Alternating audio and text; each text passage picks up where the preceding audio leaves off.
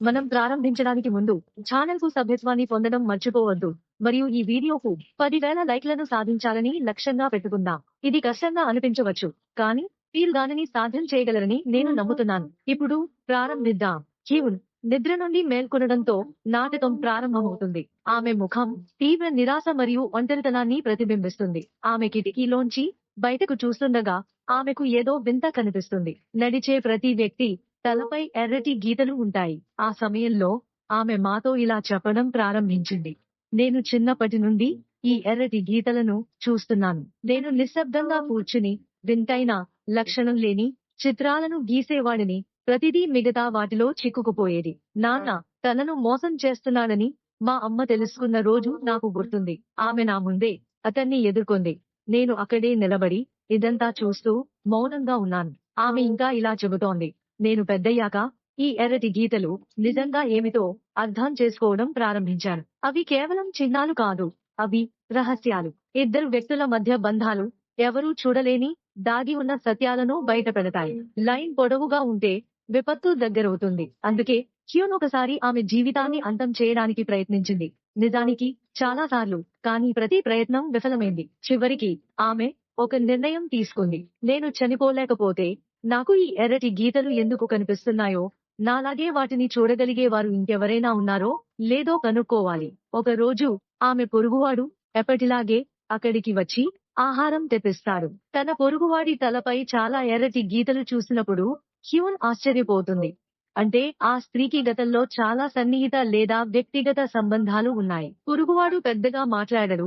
Hyun ఎప్పుడూ ఇంటిని వదిలి వెళ్లడని తెలుసుకుని ఆమె ఆహారాన్ని అక్కడే ఉంచి వెళ్లిపోతుంది. హ్యూన్ త్వరగా ఆహారం తింటుంది. ఇంతలో పోలీస్ స్టేషన్ కు వెళ్తున్న చురుకైన, నైపుణ్యం కలిగిన అధికారి అయిన డిటెక్టివ్ హాన్ మనకు పరిచయం అయ్యాడు.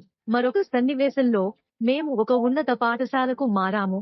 అక్కడ సియోన్ అనే అమ్మాయిని కొంతమంది అమ్మాయిలు క్రూరంగా వేధిస్తున్నారు. వాళ్ళు ఆమెను చాలా దారుణంగా కొట్టారు. ఆమె కదలలేనంతగా. రోడీల నాయకుడు వెక్కిరిస్తూ, మీ మామ పోలీసు చీఫ్ కాబట్టి మేము మీకు ఒక పాఠం నేర్పించాలి. తర్వాత వాళ్ళు ఆమె జుట్టు పట్టుకుని ఈడ్చుకుంటూ వెళ్లి స్కూల్ పైకప్పు మీద నుండి దాదాపుగా విసిరేస్తారు. తిరిగి డిటెక్టివ్ హాన్ కి, అతను ఒంటరిగా నివసించి రహస్యంగా చంపబడిన 29 ఏళ్ల మహిళ హత్య కేసును దర్యాప్తు చేస్తున్నాడు. ఆమె ఆహారం తెలియని బ్రాండ్ నుండి వచ్చింది కాబట్టి ఆమెకు విషం కలిపిందని అతను అనుమానించాడు. ఆ రాత్రి పోలీసులు కేసు గురించి చర్చిస్తున్నప్పుడు ఫుడ్ డెలివరీ చేసే వ్యక్తి మానసికంగా అస్థిరంగా ఉన్నట్లు అనిపించడంతో అతనే హంతకుడు అయి ఉండవచ్చని వారు అనుమానిస్తున్నారు. ఆ మహిళ హత్య గురించి టీవీలో వార్తలు వస్తున్నాయి. హ్యూన్ షాక్ అయి చూస్తుంది. ఎందుకంటే ఆమెకు చనిపోయిన మహిళ తలపై ఒకే ఒక ఎర్రటి గీత కనిపిస్తుంది. ఆ రాత్రి హ్యూన్ తన పొరుగువాడి తలుపు ఎవరో తట్టడం వింటుంది.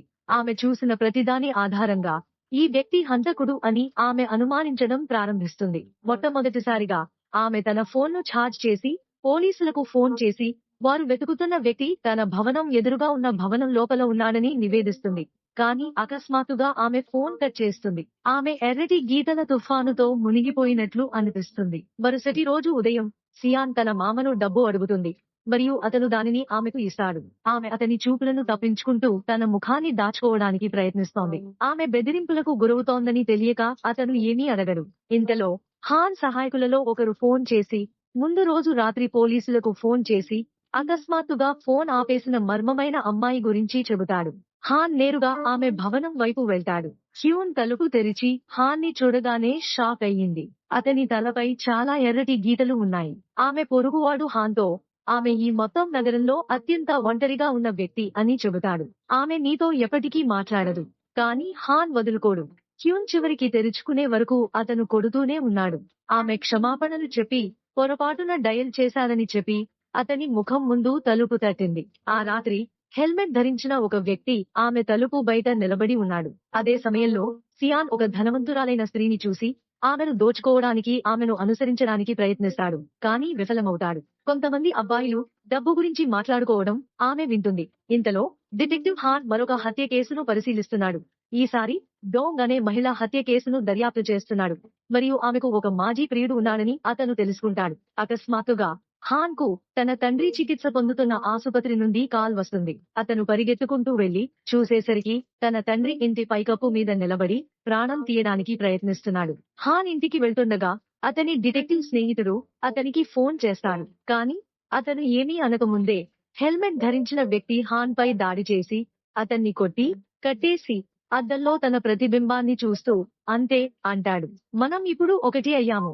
హెల్మెట్ ధరించిన వ్యక్తి హ్యూన్ పొరుగువారి ఇంటికి వెళ్తాడు. హ్యూన్ భయంగా కిటికీలోంచి చూస్తోంది. భయపడిపోయిన ఆమె ఒక పదునైన వస్తువును పట్టుకుని అపార్ట్మెంట్ నుండి బయటకు వెళ్లిపోతుంది. ఆమె ముందు ఏదో చూస్తుంది, కానీ భయంతో స్తంభించిపోతుంది. ఆమె కుప్పకూలిపోతుంది. ఆమె దూరంగా తన తల్లి దర్శనం చూసి ఆమె చేయి చాచడానికి ప్రయత్నిస్తుంది, కానీ స్పృహ కోల్పోతుంది. ఇంతలో హెల్మెట్ ధరించిన వ్యక్తి తాను ప్రేమించిన స్త్రీని చూడటానికి వెళ్తాడు. అతను కళ్లద్దాలు ధరించి ఆమె తలపై అనేక ఎర్రటి గీతలను చూస్తాడు.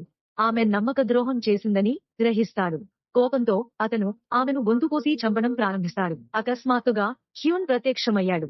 అతను ఆమెను చూసి షాక్ అవుతాడు. కానీ అతను కత్తి తీసుకుని హ్యూన్ ని పొడిచి చంపేస్తాడు. అతని స్నేహితురాలు ప్రతిగా అతనిపై దాడి చేస్తుంది. హ్యూన్ అపార్ట్మెంట్ కు తిరిగి వచ్చిన డిటెక్టివ్ హాన్ ఆమె గోడలపై ఉన్న వింతైన డ్రాయింగ్లను చూసి ఆశ్చర్యపోతాడు. కిటికీ గుండా అతను మొత్తం ఘర్షణను చూస్తాడు.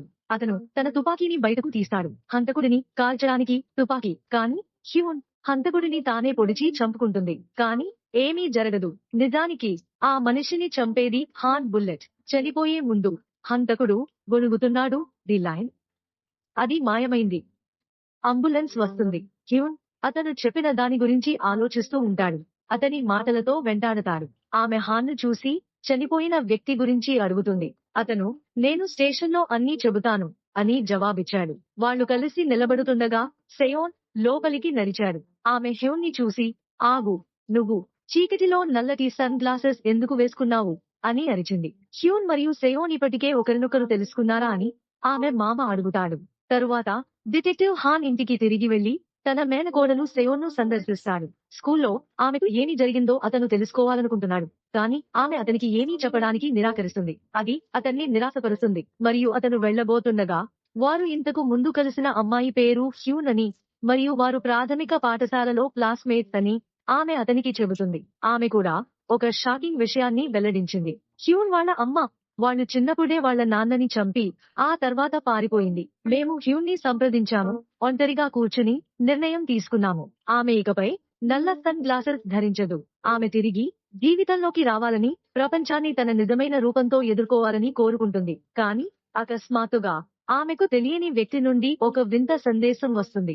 నువ్వు హైస్కూలుకి రా, నీ గురించి నాకు అంతా తెలుసు. మరుసటి రోజు స్కూల్లో టీచర్ ఆలస్యంగా వస్తాడు. జియోన్ అనే విద్యార్థి వచ్చి ఆమెకు కొన్ని ముఖ్యమైన పత్రాలను అందజేస్తాడు. ఆమె అతనికి కృతజ్ఞతలు తెలుపుతూ వాటిని మర్చిపోయి ఉండేవాడినని చెప్పింది. అప్పుడు మరొక విద్యార్థి, ఒక క్లాస్మేట్ వచ్చి క్లాస్ ప్రెసిడెంట్ జియోన్ కి ఫోన్ చేస్తూ ఉంటాడు. అతను నవ్వుతూ ఆమెతో, నేను మీ క్లాసులో కూడా లేను, మీరు నన్ను అలా పిలవలేరు అని అంటాడు. వాళ్ళిద్దరూ నవ్వుకుంటూ జోకులు వేసుకుంటూ ఉంటారు. ఇంతలో సెయోన్ భయంతో పాఠశాల గుండా నడుస్తున్నాడు. ఆమె విసిగిపోయి ఇంటి పైకప్పు పైకి ఎక్కుతుంది. ఆమెకు స్థలం కావాలి. హ్యూన్ వైపు తిరిగి ఆమె ఆ మర్మమైన సందేశం గురించి ఆలోచిస్తోంది. ఆమె తన మరియు తన అమ్మమ్మ యొక్క పాత ఫోటో వైపు చూస్తోంది. ఆమె తన జీవితాన్ని మార్చుకోవాల్సిన సమయం ఆసన్నమైందని నిర్ణయించుకుంటుంది. కాబట్టి ఆమె కిటికీలకు అతికించిన కాగితాలన్నింటినీ తీసివేస్తుంది. సెయోన్ పాఠశాలకు వచ్చినప్పుడు ఆమె షాక్ అయ్యింది. ఆమెతో గొడవ పడుతున్న క్లాస్మేట్ ఆమె చిత్రాన్ని గీసి దానిపై భయంకరమైన విషయాలు రాశాడు. సెయాన్ చాలా సిగ్గుపడిపోయి ఆందోళనగా సిగ్గుతో నిశ్శబ్దంగా తన డెస్క్ దగ్గరకు వెళ్ళింది. తన వ్యక్తిగత డైరీ చదువుతున్న తనను వేధించే వ్యక్తిని చూసి ఆమె మరింత షాక్ అయ్యింది. సెయోన్ దానిని లాక్కోవడానికి ఆమె పైకి దూసుకుపోతాడు. కానీ ఆ రౌడీ తిరిగి పోరాడి ఆమెను మళ్లీ కొట్టడం ప్రారంభిస్తాడు. అదృష్టవశాత్తు ఆ శక్తులు సమయానికి వచ్చి పోరాటాన్ని ఆపుతాయి. ఆమె సెయోన్ ని పక్కకు లాగి మాట్లాడటానికి తీసుకెళ్లింది. కోపంతో ఉక్కిరిబిక్కిరి అయిన సెయోన్, నేను ఆమెను చంపాలనుకుంటున్నాను అని అంటాడు. అప్పుడు ఆమె పాఠశాల వదిలి ఇంటికి వెళ్లాలని నిర్ణయించుకుంటుంది. ఆమె బయటకు వెళ్తుండగా ఆమె ఏదో వింతగా కనిపించింది. అది ఒక జత నల్లటి సన్ గ్లాసెస్. అవి ముసుగు వేసుకున్న వ్యక్తి ధరించినవి. ప్రజల తలలపై ఎర్రటి గీతలను చూడగలిగే వ్యక్తి. ఆమె భయపడుతోంది, కానీ వాటిని తీసుకుంటుంది. ఆ రాత్రి హ్యూన్ తన సహోద్యోగితో కలిసి ఆఫీసులో కూర్చుంది. నేరస్తుడిని చంపినందుకు మీడియా వారిపై ఎలా దాడి చేస్తుందో వారు చర్చిస్తారు. కానీ అతను ఒకప్పుడు ప్రేమించిన ఇద్దరు అమ్మాయిలను ఎందుకు హత్య చేశాడో అర్థం చేసుకోవడంలో వారికి ఎక్కువ ఆసక్తి ఉంటుంది. లోతైన ఏదో జరుగుతోందని వారు నమ్ముతున్నారు. కాబట్టి హ్యూన్ హంతకుడి ఇంటికి వెళ్లి గోడ అంతటా ఎర్రటి గీతలు గీసినట్లు చూస్తాడు. వాటి అర్థం ఏమిటో అతనికి అర్థం కాలేదు. ఇంతలో స్టెయాన్ సన్ గ్లాసెస్ పెట్టుకుని అద్దంలో చూసుకుంది. కానీ ఆమె తలపైన ఒక ఎర్రటి గీత మాత్రమే కనిపించింది. ఆమె గందరగోళంగా మరియు అశాంతిగా ఉంది. అప్పుడు ఆమె తన మామను చూసి ఊపిరి పీల్చుకుంది. అతని తలపై చాలా ఎర్రటి గీతలు ఉన్నాయి. భయపడి ఆమె అరుస్తూ తన గదిలోకి పరిగెత్తింది. ఆమె ఇంటి నుండి దూసుకుపోతుంది. అపరిచితులను దాటి నడుస్తుంది. ఆమె తన దారిన వెళ్లే ప్రతి ఒక్కరిని చూస్తుంది మరియు వారి తలలపై ఎర్రటి గీతలను చూస్తుంది. కొన్నిసార్లు ఒక ఎరుపు గీత ఇద్దరు వ్యక్తులను కలుపుతుంది. అంటే వారు మరెవరికీ తెలియని రహస్య సంబంధంలో ఉన్నారు. మరుసటి రోజు ఆమె పాఠశాలకు వెళ్తుండగా ఆమె మామ ఆమెకు లిఫ్ట్ ఇస్తారు. కానీ ఆమె మళ్లీ ఎర్రటి గీతలను చూసినప్పుడు ఆమెకు అసహ్యం వేసింది. ఆమె కారు ఎక్కడానికి నిరాకరించి వెళ్లిపోయింది. స్కూల్లో ఆమె సంతోషంగా ఉంటుంది. ఎందుకంటే ఇప్పుడు ప్రతి వ్యక్తికి ఎన్ని వ్యక్తిగత సంబంధాలు ఉన్నాయో ఆమె చెప్పగలదు. అప్పుడు ఆమె ఆశ్చర్యకరమైనది చూస్తుంది. ఆమె రోడ్డు యొక్క ఎర్రటి గీత ఉపాధ్యాయుని గది వరకు విస్తరించి ఉంది. ఆసక్తిగా ఆమె లోపలికి వెళ్లి తన గురువును లోపల చూస్తుంది. అంటే ఆ రోడీకి టీచర్ తో రహస్య సంబంధం ఉంది. ఆమె సంతోషించింది. ఇప్పుడు ఆమె చివరకు తన ప్రతీకారం తీర్చుకోగలదు. క్లాస్ జరుగుతుండగా హ్యూన్ లోపలికి వచ్చాడు. ఆ రోడీ ఆమెను చూస్తూ నవ్వుతూనే ఉన్నాడు. ఇంతలో హాన్ పాఠశాలకు వెళ్లి టీచర్ను చాలా ప్రశ్నలు అడగడం ప్రారంభిస్తాడు. అతను హ్యూన్ ఎదురుగా నివసించిన సీరియల్ కిల్లర్ కేసును వివరిస్తాడు. తరువాత అతను అడుగుతాడు, ఆ వ్యక్తి ఎప్పుడైనా కళ్లద్దాలు ధరించాడా? గురువుగారు, నేను అలా అనుకోను అని సమాధానం ఇస్తారు. అతను కళ్లద్దాలు పెట్టుకోవడం నేను ఎప్పుడూ చూడలేదు. మరో చోట రోడీ సియోన్ ముఖం మీద కొట్టాడు. ఆమె సన్ గ్లాసెస్ కింద పడతాయి. కానీ ఆమె వాటిని తీసుకుని తిరిగి ధరిస్తుంది. ఆ రోడీ మళ్లీ ఆమెను చెంపదెబ్బ కొట్టడానికి ప్రయత్నించినప్పుడు సియోన్ ఆమెను పట్టుకుని నేలకేసి తోసేస్తాడు. హ్యూన్ లోపలికి వచ్చి సియోన్ను రక్షించడానికి అడుగు పెడతాడు. ఆ రోడీ హ్యూన్ పై తిరగబడతాడు మరియు ఇద్దరు అమ్మాయిలు గొడవ పడటం ప్రారంభిస్తారు. హ్యూన్ ఆ రోడీని దాదాపు పైకప్పు నుండి తోసేస్తాడు. భయపడి ఆ రోడీ పారిపోతాడు. తరువాత సియోన్ తనకు సహాయం చేసినందుకు హ్యూన్ పై కోపంగా ఉండి ఆమెను ఎదుర్కోవాలని నిర్ణయించుకుంటుంది. ఇంతలో హాన్ ఒకరిని విచారించడానికి స్థానిక క్లబ్ కి వెళ్తాడు మరియు అనుమానితుడు అక్కడికి తరచుగా వస్తుండేవాడని, ఎప్పుడూ తనలో తాను మాట్లాడుకునేవాడని తెలుసుకుంటాడు. ఆ బార్టెండర్ చెప్తాడు అతను ఎప్పుడూ కళ్లద్దాలు ధరించేవాడని. సియోన్ ఆ రోడీ ఆమెను టీచర్ తో చూసి రహస్యంగా వారిద్దరూ కలిసి ఫోటో తీస్తాడు. ఆమె దానిని బ్లాక్మెయిల్ గా సియోన్ కు పంపుతుంది. కానీ ఆ వేధింపుదారుడు దానిని పట్టించుకోడు మరియు బెదిరింపును విస్మరిస్తాడు. సియోన్ ఆశ కోల్పోతాడు. నిరాశతో ఆమె ఆ ఫోటోను టీచర్ భార్యకు పంపుతుంది. టీచర్ భయపడతాడు. తరువాత సియోన్ మరియు యూన్ తమ జీవితాల గురించి మాట్లాడుకుంటూ కలిసి నడుస్తున్నారు. ఇంతలో ఇప్పుడు బయటపడతామనే భయంతో ఉన్న టీచర్ వేధించే యూన్ను ఎదుర్కోవడానికి వెళుతుంది.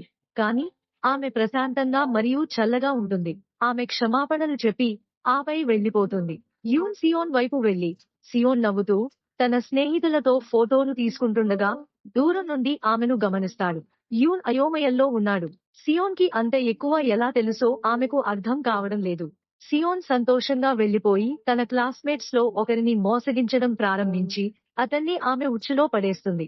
యూన్ రహస్యంగా ఆమెను బాత్రూమ్ లోకి అనుసరించి సన్ గ్లాసెస్ బయటకు తీశాడు. ఆమె అడుగుతుంది, మీరు నిజంగా ఎర్రటి గీతలను చూడగలరా? సియోన్ వివరిస్తూ, ప్రతి విద్యార్థి తలపై ఎర్రటి గీతలు ఉంటాయి. ఈ పరికరం ప్రమాదకరమైనది. కానీ సియోన్ అవేమీ పట్టించుకోడు. ఆమె సన్ గ్లాసెస్ తీసుకుని వెళ్లిపోయింది. కలిసి నడుస్తున్నప్పుడు సియోన్ హ్యూన్ ను తన ఎర్రటి గీతలను ఎలా వదిలించుకోగలిగిందని అడుగుతుంది. అది హ్యూన్ ని తన జీవితంలోని చీకటి జ్ఞాపకాలలోకి తీసుకువెళ్తుంది. తన తండ్రి తనను మోసం చేశాడని తెలుసుకుని ఆమె తల్లి ఆమెను చంపేసింది. తిరిగి లోపలికి వెళ్ళాను. దాని లోపల సన్ గ్లాసెస్ ఉన్నాయి. ఆమె వాటిని వేసుకున్నప్పుడు ఆమె చివరకు ఎర్రటి గీతలను చూస్తుంది. కాని అప్పుడు ఎవరో ఆమె వెనుక నుండి దొంగచాటుగా వచ్చి ఆమె తలపై కొట్టాడు. సియోన్ హ్యూన్ కి ఫోన్ చేసి జరిగినదంతా చెబుతుంది. కాని అకస్మాత్తుగా ఆమె ఫోన్ను ముఖం మీద పడవేసి పైకప్పుపై ఉన్న టీచర్ ను కలవడానికి బయలుదేరుతుంది. అతను వాగ్దానం చేసిన డబ్బు కోసం ఆమె అతనిని అడుగుతుంది. నేను పెళ్లి చేసుకున్నానని టీచర్ వెల్లడిస్తాడు. నా భార్య గర్భవతి మరియు నాకు ఇప్పటికే ఒక బిడ్డ ఉంది. నా దగ్గర అంత డబ్బు లేదు. తనను నాశనం చేయవద్దని అతను ఆమెను వేడుకుంటాడు. అప్పుడు అకస్మాత్తుగా ఆ ఫోటో ఇప్పటికే తన భార్యకు పంపబడిందని అతను తెలుసుకుంటాడు. అతను భయపడి సియోన్తో పోరాడటం ప్రారంభిస్తాడు. ఆమె అయోమయంలో ఉంది. ఆమె దానిని పంపలేదు. ఇంతలో హ్యూన్ సియోన్ కోసం వెతుకుతున్నాడు. ఆమె పైకప్పు నుండి పడిపోయి నేలపై పడి ఉండటాన్ని ఆమె చూస్తుంది. సియోన్ తలపైన ఉన్న ఎర్రటి గీత అదృశ్యం కావడం ప్రారంభమవుతుంది. అంటే ఒక విషయం అర్థమవుతోంది. ఆమె చనిపోబోతోంది. హ్యూన్ ఆమె పక్కనే ఏడుస్తున్నాడు. కానీ ప్రశ్న మిగిలి ఉంది.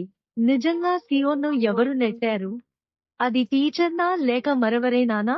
ఆమెను ఆసుపత్రికి పరిగెత్తుతుంది. హాన్ వచ్చినప్పుడు ఆమె ఆత్మహత్యకు ప్రయత్నించడానికి అవకాశం లేదని పోయి అతనికి గట్టిగా చెబుతాడు. ఇంకొకరి ప్రమేయం ఉంది.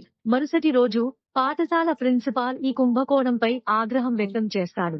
ఇంగ్లీష్ టీచర్ అదృశ్యమవుతాడు. ఎవరూ అతన్ని ట్రాక్ చేయలేరు. ఇంతలో ఆ కొరియన్ భాషా ఉపాధ్యాయుడు కొత్త ఉద్యోగం కోసం కెనడాకు వెళ్లే ముందు తన సోదరి ఇంటికి వెళ్తాడు. హ్యూన్ ఇంకా కలవరపడి ఆధారాలు దొరుకుతాయని ఆశతో పాఠశాల పైకప్పుకు తిరిగి వస్తాడు. మరో విద్యార్థి క్యూన్ నడుచుకుంటూ వచ్చి, నేను మీ తరగతిలోనే ఉన్నాను అని అంటాడు. నువ్వు ఇక్కడికి ఆధారాలు వెతకడానికి వచ్చావని నేను అనుకున్నాను. సియోన్ నిజంగా తనంతటా తానుగా దూకిందని మీరు అనుకుంటున్నారా? లేక ఎవరైనా ఆమెను నెట్టారా? ప్రశ్నలు వస్తూనే ఉన్నాయి. కానీ హ్యూన్ మౌనంగా ఉంది. అప్పుడు క్యూన్ క్యాజువల్ గా డోంట్ వర్రీ అంటాడు. సియోన్ ఇంకా బతికే ఉన్నాడు. ఆమె మేల్కొన్న తర్వాత ఆమె మాకు అన్నీ చెబుతుంది. ఆ సమయంలో జియోన్ కళ్లద్దాలు ధరించి నడుస్తున్నాడు. హ్యూన్ అతన్ని ఆపాడు. ఆగండి, మీరు ఇప్పుడు అద్దాలు ధరిస్తున్నారా? ఎప్పటి నుండి? అతను ఓ ఇది అని అంటాడు. అవి కేవలం లెన్స్లు మాత్రమే. కొత్తగా ఏదైనా ప్రయత్నించాలని అనుకున్నాను. మరో చోట టీచర్ కిమ్ తన డెస్క్ మీద ఒక జత అద్దాలు మిగిలి ఉండటాన్ని చూస్తాడు. వాళ్ళు ఎవరివారో తెలుసా అని అతను లీనాను అడుగుతాడు. ఆమె సమాధానం ఇస్తుంది. సరే, అవి మీ డెస్క్ మీద ఉన్నాయి. మీదే అయి ఉండాలి. మీరు వాటిని ఎందుకు ప్రయత్నించకూడదు?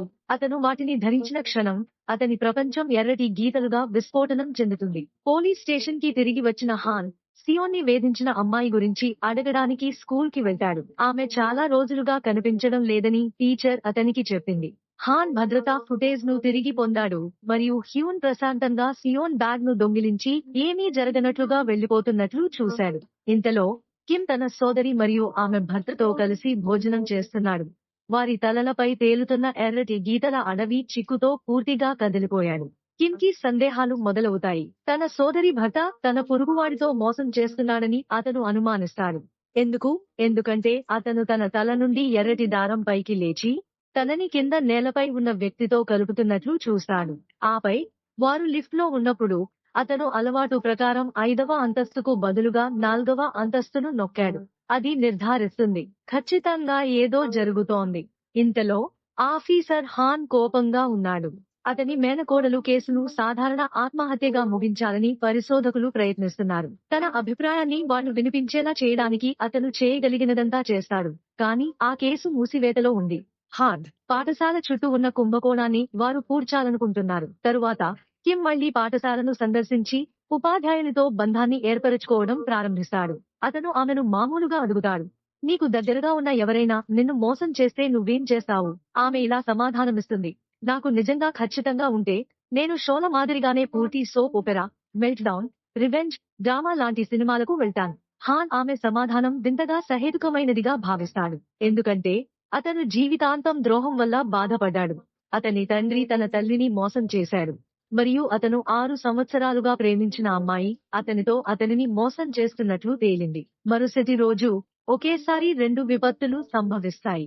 మొదట ఇంగ్లీష్ టీచర్ యొక్క అపకీర్తికరమైన ఫోటోలు ఆన్లైన్లో లీక్ అయ్యాయి. ఇంకా దారుణంగా అతను తన కారులో చనిపోయి కనిపించాడు. అతని పక్కనే తన కుటుంబానికి తాను చేసిన దానికి క్షమాపణలు చెబుతున్న సూసైడ్ నోట్ ఉంది. కానీ ఎప్పటిలాగే హాన్ ఒప్పించడం లేదు. ఏదో వెలితిగా అనిపిస్తుంది. మరొకరి ప్రమేయం ఉండాలి. హాన్ నేరుగా స్కూల్లో హ్యూన్ దగ్గరికి వెళ్లి ఆ అద్దాల గురించి అడుగుతాడు. సియోన్ అలాంటిది దొంగిలించడానికి ఎందుకు వెళ్తాడో అని అతను ఆశ్చర్యపోతాడు. హ్యూన్ అతనితో ముందు అద్దాలు కనుక్కో అని అంటాడు. అప్పుడు నేను ప్రతిదీ వివరిస్తాను. మరియు ఆమె వెళ్లిపోతుంది. మరో చోట కిమ్ ఇంటికి తిరిగి వస్తుండగా తన సోదరి భర్త అనుమానాస్పద దుస్తులలో డేటింగ్ కోసం స్పష్టంగా దుస్తులు ధరించి తిరుగుతున్నట్లు చూశాడు. అతన్ని రెడ్ హ్యాండెడ్ గా పట్టుకోవడానికి కిమ్ అతన్ని అనుసరిస్తాడు. అతను విందు ముగిసే వరకు వేచి ఉండి కారు కిటికీ తట్టాడు. ఆ వ్యక్తి షాక్ అయ్యి, దయచేసి మీ చెల్లికి చెప్పకండి అని వేడుకుంటాడు. నేను అన్నీ సరిచేస్తాను. తన వివాహాన్ని కాపాడుకోవడానికి సహాయపడుతుందని ఆశిస్తూ కిమ్ ఆ రహస్యాన్ని దాచాలని నిర్ణయించుకుంటుంది. అతను తన ప్రయాణానికి బయలుదేరడానికి సర్దుకోవడం ప్రారంభిస్తాడు. కానీ అకస్మాత్తుగా అతనికి అతని సోదరి నుండి కాల్ వస్తుంది. ఆమె తన కారును ఆ మహిళ వాహనానికి ఢీకొట్టింది. కిమ్ గ్యారేజీకి పరిగెత్తుకుంటూ వెళ్లి కన్నీళ్లతో నేలపై పడి ఉన్న తన సోదరిని చూశాడు. ఆమె భర్త వచ్చి ఆ స్త్రీని ఓదార్చడానికి ఆమె పక్కనే నడుస్తాడు. అప్పుడే కిమ్ దానిని పూర్తిగా కోల్పోతాడు. అతను అతన్ని కొట్టడానికి సిద్ధంగా ఉన్నాడు. కానీ అతని సోదరి అతన్ని ఆపి, అతన్ని వదిలేయండి అని అరుస్తుంది. అప్పుడే మనకు నిజం తెలుస్తుంది. అతను ఎప్పుడూ ఆమె భర్త కాదు. ఆమె అతని నిజమైన భార్య నుండి దొంగిలించడానికి ప్రయత్నిస్తూ, అతను అంగీకరించకపోతే ఆమె ప్రతిదీ నాశనం చేస్తుందని నిరంతరం బెదిరిస్తూ ఉండేది. అందుకే అతను ఆ చర్యను కొనసాగించాల్సి వచ్చింది. ఇంతలో హాన్ తన మేనకోడలిని భయానకంగా తనిఖీ చేస్తున్నాడని భావించి ఆమె గదిని వెతుకుతాడు. ఏదైనా క్లూ దొరుకుతుందనే ఆశతో, బహుశా సూసైడ్ నోట్ కావచ్చు. బదులుగా అతను ఎర్రటి దారాలతో అనుసంధానించబడిన మానవ బొమ్మలతో నిండిన స్కెచ్ బుక్ ను కనుగొంటాడు. ఈ అర్థం లేని విషయాన్ని హ్యూన్ మాత్రమే అర్థం చేసుకోగలదని తెలుసుకుని అతను హ్యూన్ దగ్గరకు పరుగెత్తాడు. ఆమె అతన్ని కూర్చోబెట్టి మొదటి నుండి ప్రతిదీ వివరిస్తుంది. అంతా మొదట ఆమె అతని ముఖం మీద నిజం చూపించే వరకు అతను ఆమెను నమ్మడు. అప్పుడు అది క్లిక్ అవుతుంది. ఆమె జోక్ చేయడం లేదు. మరుసటి రోజు హ్యూన్ స్కూల్లో తన స్నేహితులతో కబుర్లు చెబుతోంది. ఆమె తన ఇంటికి సమీపంలోని ఒక చిన్న హోటల్లో పార్ట్ టైం ఉద్యోగం ప్రారంభించిందని వారికి చెబుతుంది. అదే సమయంలో మేము అదే పాఠశాల అడ్మిన్ కార్యాలయంలో పనిచేసే చోయ్ని కలుస్తాము. ఆమెకు రెడ్ లైన్ గ్లాసెస్ అంటే పిచ్చి. సరైన నివేదిక సమర్పించినందుకు పాఠశాల ప్రిన్సిపాల్ ఆమెను తిడుతున్నాడు. చోయ్ ప్రశాంతంగా ఉండటానికి ప్రయత్నిస్తుంది. కానీ తన జీవితంలో ఎప్పుడూ సంబంధం లేదని ఆమెకు తెలుసు. ఆమె తలపైన ఒక్క దారం కూడా లేదు. ఆమె తన కార్యాలయానికి తిరిగి వచ్చి తన స్టెప్లర్ పై తన నిరాశను బయటపెట్టుకుంది. తరువాత భోజన విరామ సమయంలో ఆమె తన సహోద్యోగులతో, నా నిజమైన కల నటి కావడమే అని చెబుతుంది. నా దగ్గర ప్రతిభ ఉంది. అది ఇప్పుడే పాతి పెట్టబడింది. వాళ్ళందరూ తమ నవ్వును ఆపుకోవడానికి ప్రయత్నిస్తున్నారు. ఆమె రూపం కొంచెం గందరగోళంగా ఉంది. నటించాలా? నిజంగానా? కానీ సంగీత ఉపాధ్యాయుడు నడుచుకుంటూ రావడం చూసినప్పుడు ఆమె ముఖం ఆనందంతో వెలిగిపోతుంది. ఆమెకు అతని మీద నిశ్శబ్ద ప్రేమ ఉంది. స్కూల్ అయిపోయిన తర్వాత ఆమె ఎరుపు రంగు డ్రెస్, గులాబీ రంగు విగ్ వేసుకుని హ్యూన్ పనిచేసే హోటల్లోకి వెళ్తుంది. ఆమె వేరొకరిలా నటిస్తూ రాత్రి గడపడానికి ఒక గది బుక్ చేసుకుంటుంది. హ్యూన్ తన సహోద్యోగి గుర్తు చేసే వరకు తాను సుపరిచితురాలినని అనుకుంటుంది. ఆమె స్కూల్ అడ్మిన్ లేడీ కాదా? కానీ హ్యూన్ అవేమీ పట్టించుకోడు. ఆమె పని ముగించుకుని నేరుగా ఆసుపత్రికి వెళ్లి సియోను చూసుకుంటుంది. అక్కడ హాన్ ఆమెను, నా మేనకోడలు తలపై ఎన్ని ఎర్రటి గీతలు కనిపిస్తున్నాయి అని అడుగుతాడు. హ్యూన్ బదులిస్తూ, అది వ్యక్తిగత సమాచారం, నేను మీకు చెప్పలేను. మరుసటి రోజు చోయ్ పాఠశాలకు తిరిగి వచ్చి సంగీత ఉపాధ్యాయుడి తరగతిని అంతరాయం కలిగిస్తాడు. ఆమె అతనితో సరసాలాడటం ప్రారంభిస్తుంది మరియు ఆశ్చర్యకరంగా వారిని కలుపుతూ ఒక ఎర్రటి దారం కనిపిస్తుంది. ఇంతలో జియోన్ హ్యూన్ ని ఇష్టపడుతున్నాడని చూపించడానికి తాను చేయగలిగినదంతా చేస్తున్నాడు. అతను ఆమెను కొలనుకు ఆహ్వానిస్తాడు మరియు ఆలోచించకుండా ఆమె వెంటనే లోపలికి దూకుతుంది. అతను భయపడి ఆమెకు ఈత రాదని తెలుసుకొని ఆమె వెంట దూకుతాడు. ఆమెను రక్షించిన తర్వాత అతను మెల్లగా అడుగుతాడు, నువ్వు ఎందుకు అలా దూకావు? అభ్యంతరం లేదు. కానీ మీరు ఏమి ఆలోచిస్తున్నారు? ఆమె మనసు విప్పి తన శక్తిని వివరిస్తుంది. ఆమె షాక్కి గురిచేస్తూ అతను ఆమెను నమ్ముతాడు. ఆమె ఇంటికి చేరుకున్నప్పుడు ఆమె మొదటి ఎర్రటి దారం చివరకు కనిపించిందని తెలుసుకుంటుంది. మరో చోట చోయ్ పాఠశాల ముగించుకుని మళ్లీ హోటల్కు వెళ్తాడు. ఆమె ఒంటరిగా నటనను అభ్యసించడానికి తరచుగా ఒక గదిని అద్దెకు తీసుకుంటుందని మేము తెలుసుకున్నాము. కానీ ఈసారి ఏదో మార్పు. ఆమె గది గోడలో ఒక చిన్న రంధ్రం ఉంది మరియు ఆమె పక్కింటి గదిలోకి స్పష్టంగా చూడగలదు. ఆమె దాని గుండా ప్రజలను చూడటం అలవాటు చేసుకుంటుంది. కానీ ఈసారి ఆమె భరించలేనిది ఒకటి చూస్తుంది. ఆ సంగీత ఉపాధ్యాయుడు మరో మహిళతో ద్రోహం యొక్క బాధ ఆమెను కబళిస్తుంది. ఆ స్త్రీ తిరిగి గదికి వచ్చే వరకు ఆమె వేచి ఉండి, ఆపై అగ్నిమాపక పరికరంతో ఆమె తలపై కొట్టి ఆమెను కట్టివేసి ఆమె దుస్తులను దొంగిలిస్తుంది. గురువు గారికి నచ్చిన శైలి అదే. ఆమె అతనికి నీళ్లు పోసి వేచి ఉంది. అతను తన డేట్ కోసం ఎదురు చూస్తూ లోపలికి వెళ్ళినప్పుడు ఆమె అతన్ని ఆశ్చర్యపరుస్తుంది. అతను ఆమెను బయటకు విసిరేయడానికి ప్రయత్నించినప్పుడు అతను చేయలేడు. అతను ఇప్పటికే మత్తుమందు తాగి ఉన్నాడు. అతన్ని చంపిన తర్వాత ఆమె బాత్రూంలోకి వెళ్లి ఆత్మహత్య చేసుకుంటుంది. తరువాత హ్యూన్ నేర స్థలాన్ని కనుగొని పోలీసులకు ఫోన్ చేస్తాడు. జోయ్ కి కూడా అదే అద్దాలు ఉండే అవకాశం ఉందని ఆమె హాన్ కి చెబుతుంది. ఆమె వాటిని ధరించడం చాలా సార్లు చూసింది. పోలీసులు దర్యాప్తు ముగించిన తర్వాత హాన్ అద్దాల కోసం వెతకడానికి గదికి తిరిగి వస్తాడు. అతను వాటిని బాత్టబ్ లో కనుగొంటాడు. అతను వాటిని ధరించిన క్షణం అతని తల, కళ్ళు భయంతో పెద్దవి అయ్యాయి. అతను సియోన్ జన్మించిన రోజుకు తిరిగి వెళ్తాడు. అతను చాలా సంతోషించాడు. కానీ కొన్ని సంవత్సరాల తరువాత ఆమె తల్లిదండ్రులు మరణించారు మరియు అతను ఆమెకు ఏకైక సంరక్షకుడయ్యాడు. బాధ్యతతో ఉక్కిరిబిక్కిరి అయి అతను నిరాశలో పడిపోయాడు. అతను ఇప్పుడు తీవ్రమైన అపరాధ భావనతో ఉన్నాడు. జ్ఞాపకాల నుండి బయటపడి అతను పోలీస్ స్టేషన్ కు తిరిగి వస్తాడు. ప్రజల చుట్టూ కనిపించే ఎర్రటి గీతలతో మునిగిపోతాడు. తన సహోద్యోగికి ఒకే ఒక ఎరుపు గీత ఉందని అతను గమనించి, మనం నిజంగా భిన్నమైన వ్యక్తులం అని అతనికి చెబుతాడు. హాన్ స్వయంగా దారాల ఫౌంటైన్ తో కప్పబడి ఉన్నాడు. అకస్మాత్తుగా అదే పాఠశాల నుండి ఒక విద్యార్థి లోపలికి వస్తాడు.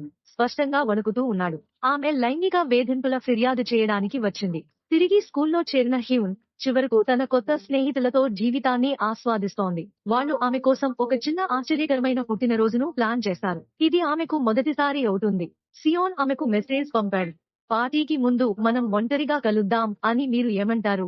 సంవత్సరాల ఒంటరితనం తర్వాత జీవితం చివరకు తనకు ప్రతిఫలం ఇస్తున్నట్లు ఆమె భావిస్తోంది. కానీ అలాగే ప్రతిదీ మళ్ళీ ఆగిపోతుంది. ఆమెకు అదే తెలియని నంబర్ నుండి సందేశం వస్తుంది. అది ఆమె సొంత పుట్టినరోజు ఆహ్వానం. మరుసటి రోజు ఉదయం ఆమె మనసులో ఒక ప్రశ్న తొలుస్తూ పాఠశాలలోకి అడుగు పెడుతుంది. ఈ వ్యక్తి ఎవరు మరియు వారికి నా గురించి ఎందుకు అంతగా తెలుసు? అదే సమయంలో హ్యూన్ ఒక కొత్త కేసులో మునిగిపోతాడు. తన క్లాస్మేట్ ఇంట్లో శిక్షణ పొందుతున్నానని ఆరోపిస్తూ ఒక మహిళా విద్యార్థిని లైంగిక వేధింపుల ఫిర్యాదు చేసింది. ఆమె నిద్రలోకి జారుకున్నానని, మేల్కొన్నప్పుడు వారి మధ్య ఏదో జరిగిందని చెప్పింది. హ్యూన్ ఆమె అబద్ధం చెబుతోందని అనుమానిస్తుంది. ముఖ్యంగా ఆమె ఇంతకు ముందు ఎప్పుడూ సంబంధంలో లేదని చెప్పింది. అయినప్పటికీ ఆమె తలపై 4 ఎర్రటి దారాలు ఉన్నాయి. అతను మరియు అతని సహోద్యోగి నిందితుడైన హ్యూను ప్రశ్నించడానికి పాఠశాలకు వెళతారు. యాదృచ్ఛికంగా హ్యూన్ అక్కడ ఒక టీచర్ని కలుస్తాడు. మరియు ఆమె తలపై ఒక ఎర్రటి దారం కూడా కనిపించకపోవడం చూసి అతను ఆశ్చర్యపోతాడు. అరుదుగా జరిగేది. ఆమె స్పష్టంగా ఉన్నత నైతికత కలిగిన వ్యక్తి. వాళ్ళు యూతో కూర్చున్నప్పుడు అతను అన్నీ తిరస్కరిస్తాడు. ఆమె ఏమి మాట్లాడుతుందో నాకు అర్థం కాలేదు. మేము ఇప్పుడే సాధన చేస్తున్నాము. ఆమె నిద్రలోకి జారుకుంది. కాబట్టి నేను ఆమెను మంచం మీద పడుకోబెట్టి మార్కెట్ నుండి కొన్ని వస్తువులు కొనడానికి బయటకు వెళ్ళాను. విచారణ ముగియగానే హాన్ కోపంగా ఉన్న హ్యూన్ వైపు పరుగెత్తాడు. అతను కళ్లద్దాలు వేసుకుని ఉండటం చూసి ఆమె అతనిపై విరుచుకుపడింది. నేను నీకు మళ్ళీ చెప్పాను. ఆ గాజులు ఇబ్బంది అని. ఇప్పుడు నువ్వు ఫ్యాషన్ లాగా తిరుగుతున్నావు కదా? వారు పెద్ద వాదనకు దిగుతారు. అది ఉపాధ్యాయుని దృష్టిని ఆకర్షిస్తుంది. అయ్యో ఇక్కడ ఏం జరుగుతోంది? అబ్బాయిలు ఎందుకు అంత కష్టపడి పనిచేశారు? కానీ అప్పుడు అవన్నీ స్తంభించిపోతాయి. ఆమె ఎర్రటి దారాలను కూడా చూడగలదు. స్పష్టంగా ఆ అద్దాలు ఆమెలో ఏదో మేల్కొలిపాయి. పోలీస్ స్టేషన్ కి తిరిగి వచ్చిన హాన్ ఆ అమ్మాయిని మళ్లీ ప్రశ్నిస్తాడు. దారాల సంఖ్య మరియు వాటిలో ఏవీ యూతో సంబంధం లేకపోవడంతో ఆమె అబద్ధం చెబుతోందని అతనికి ఇప్పుడు ఖచ్చితంగా అర్థమైంది. స్పష్టమైన ఆధారాలు లేకపోవడంతో అతను కేసును ఉపసంహరించుకోవాలని నిర్ణయించుకుంటాడు. తరువాత ఇంట్లో హ్యూన్ అతన్ని ఎదుర్కొంటాడు. కాబట్టి మీరు నాకు అద్దాలు తిరిగి ఇవ్వబోవడం లేదా? ఆ స్కూల్ విద్యార్థిని కేసును పరిష్కరించడానికి ఆ అద్దాలు తనకు సహాయపడ్డాయని అతను ఆమెకు చెబుతాడు. ఆమె ఎప్పుడూ సంబంధంలో లేదని చెప్పింది. కానీ ఆమెకు 4 ఎర్రటి దారాలు ఉన్నాయి. హ్యూన్ తల ఊపుతూ అది నిజమే అంటున్నాడు. వారం క్రితం నా దగ్గర ఒకటి కూడా లేదు. అది హాన్ని ఆశ్చర్యపరుస్తుంది. ఏదో సరిపోదు. అతను మరియు అతని భాగస్వామి మరింత దర్యాప్తు చేయడానికి హ్యూన్ ఇంటికి వెళతారు. లోపల వారు బెడ్ దుప్పటి పూర్తిగా కొత్తగా ఉందని గమనించారు. అంటే పాతది బహుశా పారవేయబడి ఉండవచ్చు. వారు భవనం వెలుపల చెత్త బుట్టలో డైవింగ్ చేయడానికి వెళ్తారు మరియు ఖచ్చితంగా వారు నల్లటి చెత్త సంచిలో దాచిన అసలు దుప్పటిని కనుగొంటారు. అది ఖచ్చితంగా ఏదో జరిగిందని నిర్ధారిస్తుంది. యు సందర్శించినట్లు చెప్పుకుంటున్న మార్కెట్ నుండి హాన్ సీసీటీవీ ఫుటేజ్ ను తిరిగి పొందాడు. ఆ ఫుటేజ్ లో యు స్నేహితులు 4 ఆ రోజు అతని ఇంటికి వెళ్లారని, విచిత్రంగా అక్కడి నుంచి వెళ్లిపోయిన తర్వాత ప్రతి ఒక్కరి తలపై అదనంగా ఎర్రటి దారం ఉందని తెలుస్తోంది. హాన్ వారందరినీ అరెస్టు చేసి విచారిస్తాడు. అప్పుడే నిజం బయటపడుతుంది. యు స్వయంగా ఏమీ చేయలేదు. కానీ అతనే మొత్తం కుట్ర పన్నాడు. అతను ఆమెకు మత్తుమందు కలిపి మిగిలిన పని తన స్నేహితులే చేయమన్నాడు. ఆ రోజు తరువాత హాన్ ఆసుపత్రికి పరుగెత్తాడు. అతని తండ్రి మళ్లీ తప్పించుకున్నాడని అతనికి చెప్పబడింది. కానీ ఈసారి లో ఎవరో అతనికి సహాయం చేసినట్లు చూపిస్తుంది. హాన్ ఆ ఫుటేజ్ ని రివైండ్ చేసి అది టీచర్ లీనా అని చూసి షాక్ అవుతాడు. భయపడి అతను ఆసుపత్రికి పరిగెత్తాడు. అదృష్టవశాత్తు అతని తండ్రి ఇప్పటికీ సురక్షితంగా ఉన్నాడు. ఇంతలో హ్యూన్ తన పుట్టినరోజు జరుపుకోవడానికి జియోన్ కోసం వేచి ఉంది. వాళ్ళు కలిసి నడిచి వెళ్తారు మరియు ఆలస్యం అయినప్పుడు అతను ఆమెతో ఇక్కడే ఉండు, నేను నిజమైన వస్తువు ఒకటి తీసుకురాబోతున్నాను అని చెబుతాడు. ఆమెను ఆశ్చర్యపరచడానికి అతను ఆమెకు ఒక కేక్ కొనడానికి బయలుదేరాడు. హ్యూన్ వీధిలో అద్దం దగ్గర నిలబడి తనను తాను నమ్మలేక చూసుకుంటోంది. చివరకు అందరిలాగే ఆమెకు ఎర్రటి దారం ఉంది. అకస్మాత్తుగా ఆమెకు బలమైన గాలి వీచే శబ్దం వినిపించింది. ఆమె శబ్దం వచ్చిన వైపు పరిగెత్తింది మరియు జియోన్ నేలపై కూలిపోయి ఉన్నాడు. ఒక లోహపు కడ్డీ పడి అతనిని తాకింది. ఆమె చాలా బాధగా ఉంది. ఇది తన తప్పు అని, తన శక్తి వల్ల కలిగిన శాపమని ఆమె నమ్ముతుంది. అప్పుడు ఆమెకు ఒక వీడియో సందేశం వస్తుంది. అది ఆమె ప్రాణ స్నేహితురాలిని కుర్చీకి కట్టేసి చూపిస్తుంది. ఒక గొంతు ఆమెను సజీవంగా చూడాలనుకుంటే పాఠశాలకు రండి అని చెబుతుంది. కాల్ చేయడానికి ఎవరూ లేకపోవడంతో ఆమె ఆఫీసర్ హాన్ను సంప్రదిస్తుంది. వాళ్ళు కలిసి స్కూల్ కి పరుగెత్తుకొస్తారు. లోపలికి వెళ్లిన తర్వాత వారు ఒకే అంతస్తులో ఉన్నట్లు కనుగొంటారు. కానీ ఒకరినొకరు చూసుకోలేరు. హ్యూన్ తన స్నేహితురాలిని తరగతి గదిలో బంధించి ఉంచుతుంది. ఆమె పరిగెత్తి ఆమెను విడిపించి ఇప్పుడే ఇక్కడి నుండి వెళ్లిపోదాం అని అరుస్తుంది. కానీ వారు ఏ నిష్క్రమణ తీసుకున్నా వారు ఎల్లప్పుడూ ఒకే హాలులో ముగుస్తుంది. కాబట్టి వాళ్ళు పైకి వెళ్లడానికి ప్రయత్నించాలని నిర్ణయించుకుంటారు. బహుశా ఇంతలో హాన్ ఒక చీకటి కలవరపెట్టే గదిలో ఉన్నాడు. అతను మూన్ అనే స్త్రీని కలుస్తాడు.